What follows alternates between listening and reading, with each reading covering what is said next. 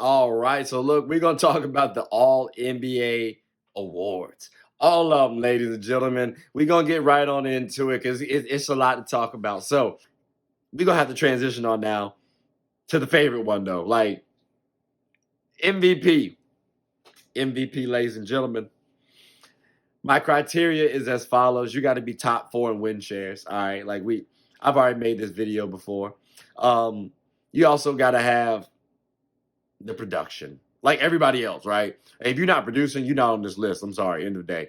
Then the team, your team, you got to be top 10 in the NBA. So that means you have to be number one through like number four, maybe five, okay, in the NBA. And then finally, of course, based on the themes that y'all have heard thus far, the Wilder storyline. So with averaging a triple double and carrying your team to the playoffs, shout out to Russell Westbrook. That's a Wilder storyline, okay, as an example. Or leading your team who are missing the number 2 and 3 option to the playoffs as a 6 seed. Shout out to Nikola Jokic. Wilder storyline. Or dragging your team when you lose your dynamic duo to the playoffs.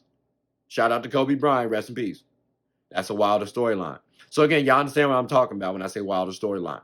So for the MVPs this year, ladies and gentlemen, first let's go ahead and get out the usual suspects in Giannis Antetokounmpo, Nikola Jokic, and reigning MVP Joel Embiid. But those three, they've been up there for like so long, actually. It's almost kind of sad to mention them on the list at this point. Feels like cheating, right? So we got to talk about some new people. So with that being said, we got to talk about Luka Doncic, Shai Gilgeous-Alexander, Jason Tatum, and Anthony Davis. Yeah, I mean, maybe I'm a little biased right now because I'm a Laker fan. But I do believe those four players outside of the usual suspects can be MVP caliber or play at the MVP caliber level this season. Luka, he's been doing it almost since he came into the league, right? So if his team gets to the playoffs, it's going to be hard to put him out of the MVP discussion when it's just him and Kyrie. That's the perception. Or you got Jason Tatum. Well, if his team's at the top of the NBA and he's dominating offensively and defensively, how can you not say he's MVP when you can make the case now, oh, he's arguably the best player in the game? Because someone, as a Jason Tatum fan and Celtics fan, can make that case if what I just said actually occurs. Or how about Shai Gilgeous-Alexander? Because again, OKC, let's say they get to the playoff push as a 6 seed. At least Luka has Kyrie. Yeah, you could talk about Josh Giddey and Jalen Williams and Chet Holmgren. They're young pups right now, so they're still building. So Shai Gilgeous-Alexander is perceived as the lead dog, as the lone all-star, as the lone star on the team, and he actually is right now. So if his OKC Thunder are in the playoff hunt, how is he not MVP? Anthony Davis, if we're dominating offensively and defensively and you're making a strong case that you're the best player in the game, like you have the talent to do so, how is he not in the MVP? So there are a lot of players who can be MVP this season. Who do I expect to be MVP though? I mean, I kind of low-key feel like they want to give it to Jokic again.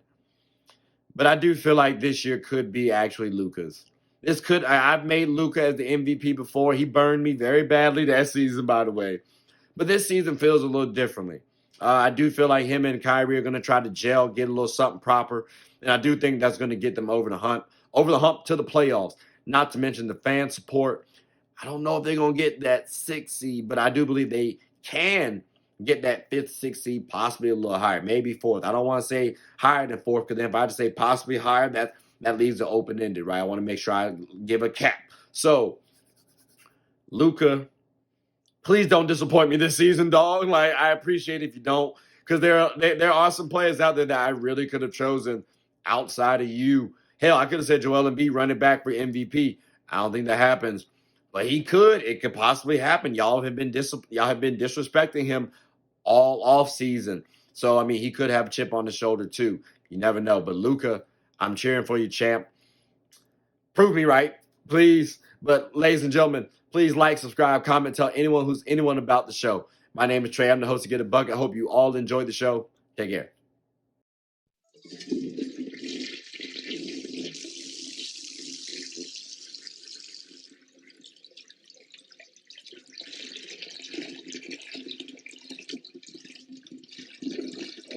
I did not know you guys were still here.